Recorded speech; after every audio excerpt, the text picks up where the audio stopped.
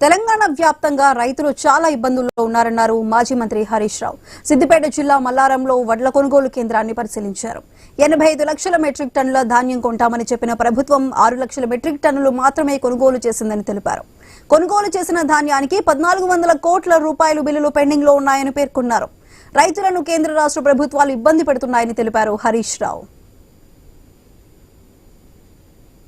రాష్ట్రంలో వడ్ల కొనుగోలు విషయంలో రాష్ట్ర ప్రభుత్వం నిమ్మకు నీరెత్తినట్టుగా ఉండడం వల్ల రాష్ట్ర వ్యాప్తంగా రైతులు చాలా ఇబ్బందుల్లో ఉన్నారు.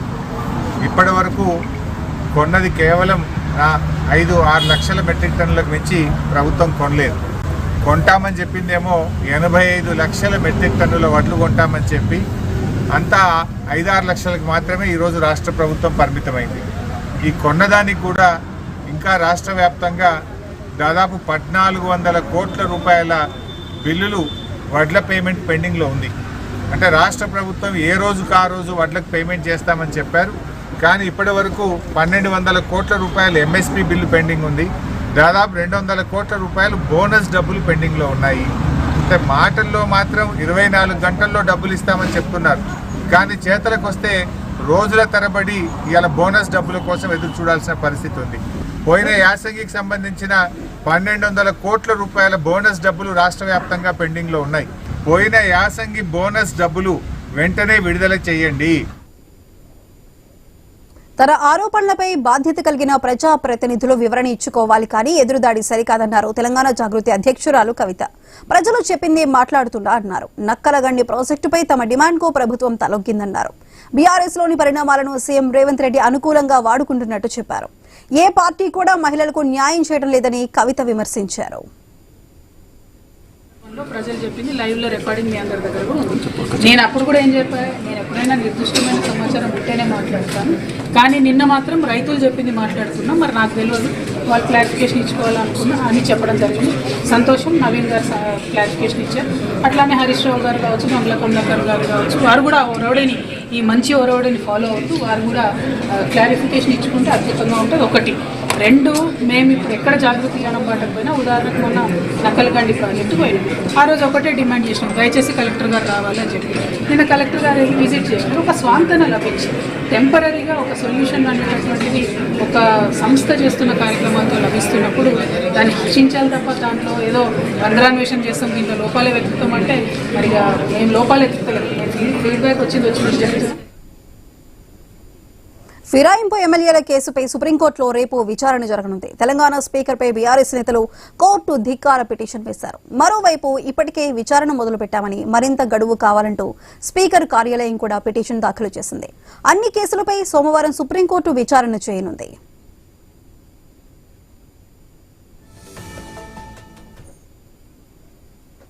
ఫిరాయింపు ఎమ్మెల్యేలపై స్పీకర్ చట్టబద్దమైన నిర్ణయం తీసుకుంటారని కాంగ్రెస్ నేత జీవన్ రెడ్డి అసభావం వ్యక్తం చేశారు. కోల్కతా స్పీకర్ చట్టబద్దమైన నిర్ణయం తీసుకోలేదు కాబట్టే అక్కడి హైకోర్టు నిర్ణయం తీసుకుందన్నారు. కానీ తెలంగాణ స్పీకర్ అలా చేస్తారనుకోవటం లేదన్నారు జీవన్ రెడ్డి. స్పీకర్ గారు definitely is elderly person, voice person, వారు ఏ నిర్ణయం తీసుకున్నా చట్ట ప్రకారం తీసుకుంటారని చెప్పారు వాళ్ళు. అక్కడ కలకత్తా హైకోర్టు ఏం జరిగింది, స్పీకర్ గారి నిర్ణయం ఏదైతుందో చట్టబద్ధంగా జరగలేదు కాబట్టి మళ్ళీ దాన్ని ప్రశ్నిస్తే అప్పుడు కోర్టు ఇంటర్వ్యూన్ అయ్యింది. ఇక్కడ స్పీకర్ గారు అటువంటి అవకాశం ఇస్తుంది అనుకోండి. మన స్పీకర్ గారు చట్టబద్ధంగా చేస్తుంది అనుకుంటున్నా. మన స్పీకర్ గారి నిర్ణయం అనేది ఏదైతుందో సహేతుకంగా చట్టబద్ధంగా ఉంటుందని భావిస్తున్నాను. స్పీకర్ గారు డెఫినెట్లీ వంగవీటి రంగా వారసురాలు Asha Kiran political entry confirm అయిందా? రంగా ఆశయాలను సాధిస్తుందా? ఆశా కిరణ్ రాజకీయ ప్రవేశంతో ఏపీ రాజకీయాల్లో ఎలాంటి మార్పు ఉండబోతుంది? వంగవీటి రంగా విగ్రహానికి నివాళులర్పించి రాజకీయాల్లోకి వస్తున్నా అని ప్రకటించింది రంగా కుమార్తె ఆశా కిరణ్. రంగా ఆశయ సాధన కోసం కృషి చేస్తానని తెలిపారు. పబ్లిక్ లైఫ్ కి కొంతకాలంగా దూరంగా ఉన్నానని, ఇకపై కంప్లీట్ గా తన జర్నీ పబ్లిక్ లోనే ఉంటానని చెప్పారు. ప్రజలకు ఏ కష్టం వచ్చినా తాను అండగా ఉంటానని అన్నారు. రాధారంగా మిత్ర మండలీస్ మధ్య గ్యాప్ ఉందని, ఆ గ్యాప్ ఫుల్ఫిల్ చేయడానికి తాను వస్తున్నానని తెలిపారు ఆశా కిరణ్. ఆయన మా నాన్నగారు వంగవీటి మోహన్ రంగా గారికి ప్రియమైన అన్నగారు కాబట్టి ఈ రోజున పాలకుల్లో రాధారంగ మిత్రమండలి సభ్యుల్ని కలవడం జరుగుతుంది. అలాగే రంగా గారి అభిమానులు కూడా కలవడం జరుగుతుంది. ప్రస్తుతానికి అలాంటిది ఏమీ అనౌన్స్మెంట్ లేదండి. ఏదన్నా ఉన్నా ఫ్యూచర్లో రాధారంగ మిత్రమండలి పెద్దల్ని సలహా సూచనల మేరకు వాళ్ళ సజెషన్ బట్టి రావాలా లేదా అనేది అప్పుడు డిసైడ్ చేసుకుంటాను. మా ఇద్దరిది ఒకవేళ ఫ్యూచర్లో బాటలు వేరైనా గమ్యం ఒకటే. ఏది అని అంటే రంగా గారి ఆశయ సాధనాలని ముందుకు తీసుకెళ్ళటం. పబ్లిక్ లైఫ్లో నా ఎంట్రీకి వాళ్ళ ఆరంభం. ఇవాళ నుంచి అందరికీ నేను అవైలబుల్ ఉంటాను. ఎవరన్నా ఏమన్నా కష్టాలు వచ్చినా నష్టాలు వచ్చినా నేనున్నాను, అండగా నేనున్నానని చెప్పి, నేను నుంచుంటానని చెప్పి ఇవాళ పబ్లిక్ లైఫ్లో. తిరుమల శ్రీవారి పరకామణి చోరీ కేసులో కీలక అధికారి సిఐ సతీష్ కుమార్ అనుమానాస్పద మృతి కేసులో మరోసారి సీన్ రీక్రియేషన్ చేశారు. నిన్న ఒక బొమ్మను అధికారులు ట్రైన్లో నుంచి కిందకు తోయగా ఈసారి 3 బొమ్మలను వరుసగా తోసేసి పరిశీలన చేశారు. నిన్న రాయలసీమ ఎక్స్ప్రెస్ నుంచి సీన్ రీక్రియేషన్ చేయగా ఇవాళ ఎగ్మోర్ ఎక్స్ప్రెస్ లో 3 బొమ్మలను తోసి రీక్రియేషన్ చేశారు.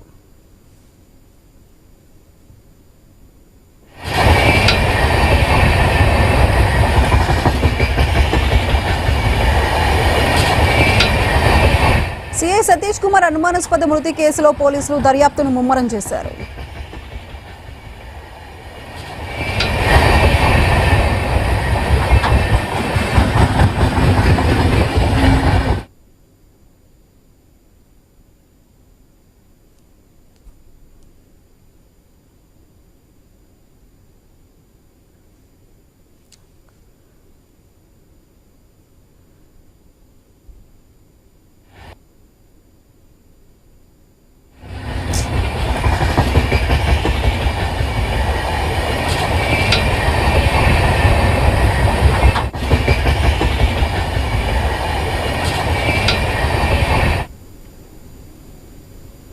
విశాఖలో జరిగిన సిఐఐ సదస్సు ఫెయిల్ అన్నారు మాజీ మంత్రి గుడివాడ అమర్నాథ్.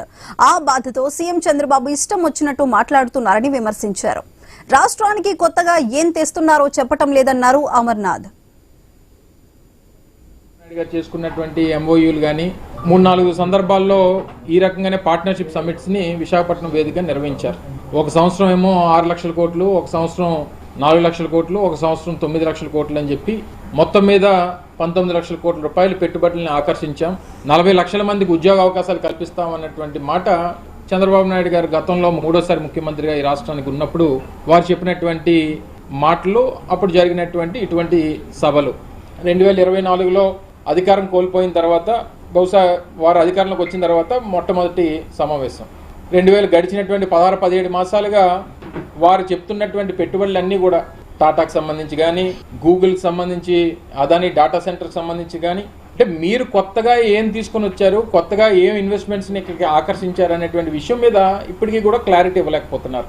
చంద్రబాబు నాయుడు గారు మాట్లాడుతూ గత 5 సంవత్సరాల్లో 2019-24 మధ్యలో ఇండస్ట్రియలిస్టులు అందరూ కూడా బెదిరిపోయారు, భయపడిపోయారు, విధ్వంసం చూసి ఎవరో రావడం మానేశారు అనేటువంటి మాటలు మాట్లాడినట్టుగా చూశాను. నేను ఏ రకంగా బెదిరిపోయారు అనేటువంటి నాకు అర్థం కావట్లా. చంద్రబాబు ఢిల్లీ బ్లాస్ట్ కేసు దర్యాప్తును ఎన్ఐఏ వేగవంతం చేసింది.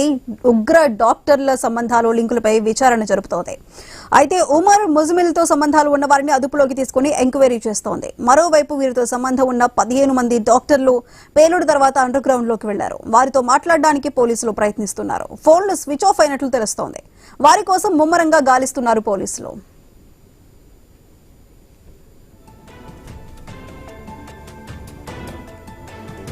మరోవైపు అల్ ఫలాజ్ యూనివర్సిటీపై 2 కేసులు నమోదయ్యాయి. చీటింగ్ చేశారన్న ఆరోపణలపై యూజీసీ కంప్లైంట్ ఇచ్చింది. దీనిపై కేసు నమోదు చేసిన పోలీసులు పూర్తి డాక్యుమెంట్స్ ఇవ్వాలని అల్ ఫలా యూనివర్సిటీకి నోటీసులు ఇచ్చారు.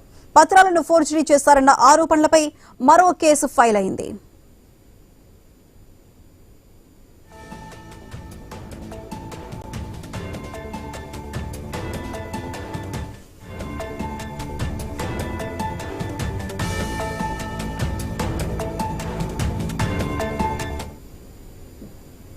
ఢిల్లీ పేలుడు కేసులో కీలక పరిణామం అయితే చోటు చేసుకుంది. ఘటనా స్థలంలో 9mm బుల్లెట్లను గుర్తించారు పోలీసులు. 2 లైవ్, 1 ఖాళీ షెల్ ను స్వాధీనం చేసుకున్నారు. దీనిపై పోలీసులు దర్యాప్తు చేస్తున్నారు. పేలుడు జరిగిన చోట కార్ట్రిడ్జ్లు ఎలా వచ్చాయని ఆరా తీస్తున్నారు.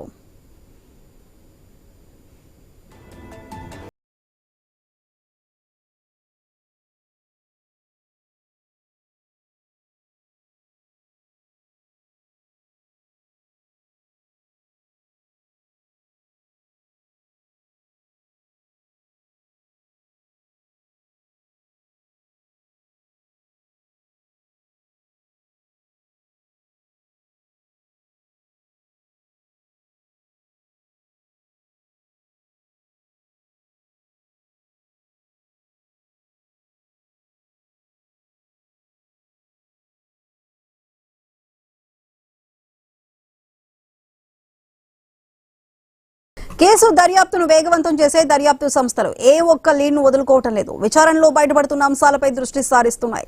యూపీలో చదువుతున్న 200 మంది కాశ్మీర్ విద్యార్థులపై ఫోకస్ పెట్టాయి. వీరంతా వేర్వేరు మెడికల్ కాలేజీల్లో చదువుతున్నారు. మరోవైపు డాక్టర్ షహీన్ విచారణలో మరో సంచలన అంశం వెలుగులోకి వచ్చింది. 10 ఏళ్లు జైషే మహమ్మద్తో సంబంధాలు ఉన్నట్లు గుర్తించారు అధికారులు.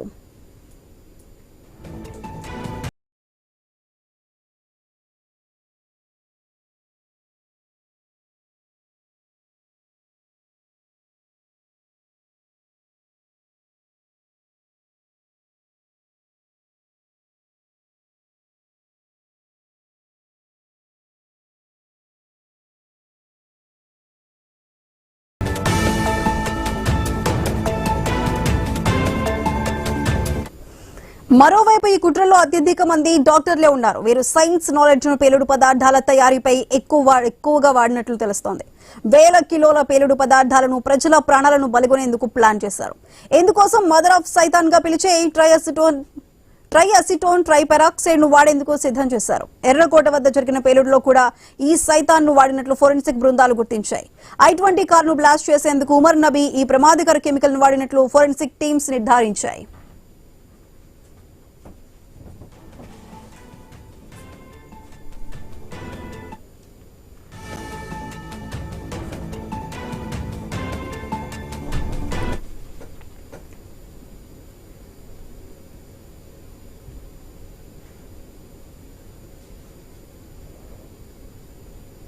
బీహార్లో కొత్త ప్రభుత్వ ఏర్పాటుకు లైన్ క్లియర్ అయింది. 3 రోజుల్లో కొత్త గవర్నమెంట్ ఏర్పడనుంది. ఈ నెల 19 లేదా 20 తేదీల్లో ప్రమాణ స్వీకార కార్యక్రమం జరగనుంది. మరోసారి బీహార్ ముఖ్యమంత్రిగా నితీష్ కుమార్ ప్రమాణ స్వీకారం చేయనున్నారు. పాట్నాలోని గాంధీ మైదానంలో ప్రమాణ స్వీకారానికి ఏర్పాట్లు చేస్తున్నారు. ఈ కార్యక్రమానికి ప్రధాని మోదీ, బీజేపీ పాలిత రాష్ట్రాల ముఖ్యమంత్రులు, కేంద్ర మంత్రులు హాజరయ్యే అవకాశం ఉంది. బీహార్ అసెంబ్లీ ఎన్నికల ఫలితాలను ఎన్నికల సంఘం గవర్నర్ రాజేంద్ర అర్లేకర్ కు సమర్పించనుందని, ఆ తర్వాత కొత్త అసెంబ్లీ ఏర్పాటుకు నోటిఫికేషన్ జారీ చేయనున్నట్లు సంబంధిత వర్గాలు పేర్కొన్నాయి. రేపు జరగనున్న మంత్రివర్గ సమావేశంలో అసెంబ్లీ రద్దుకు ఆమోదం తెలిపే అవకాశం ఉన్నట్లు తెలుస్తోంది. ఈ తీర్మానాన్ని ఆమోదించిన తర్వాత నితీష్ తన రాజీనామాను గవర్నర్ కు సమర్పిస్తారు. తద్వారా కొత్త ప్రభుత్వ ఏర్పాటుకు చర్యలు ప్రారంభమవుతాయి. మరోవైపు కొత్త ప్రభుత్వంలో మంత్రివర్గ కూర్పు కోసం కేంద్ర మంత్రి అమిత్ షాతో కూటమి నేతలు సమావేశమైనట్లు తెలుస్తోంది. మంత్రివర్గంలో బీజేపీకి సింహభాగం వాటా దక్కే అవకాశం ఉన్నట్లు కూటమి వర్గాలు పేర్కొన్నాయి. తర్వాతి స్థానంలో జేడీయూ, ఇతర పార్టీలు ఉన్నాయి. కేంద్ర మంత్రి చిరాగ్ పాస్వాన్ నేతృత్వంలోని లోక్ జనశక్తి పార్టీకి 3 మంత్రి పదవులు ఇవ్వనున్నట్లు సమాచారం.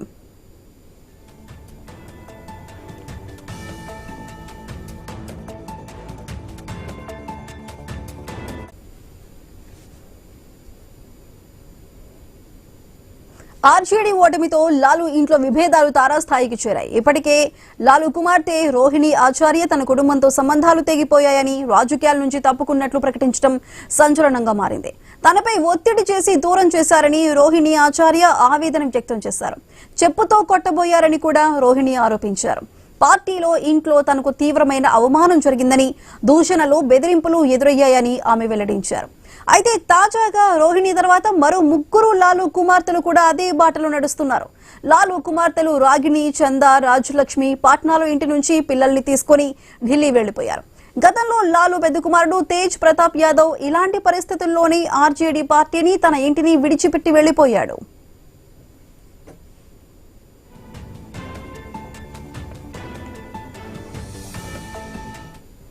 ఓటమి తర్వాత లాలు ఇంట్లో ఏం జరుగుతుందనేది చర్చలు మొదలైంది. ఇంట్లో పరిణామాలపై లాలు ఎందుకు పెదవి విప్పటం లేదనే ప్రశ్నలు తలెత్తుతున్నాయి.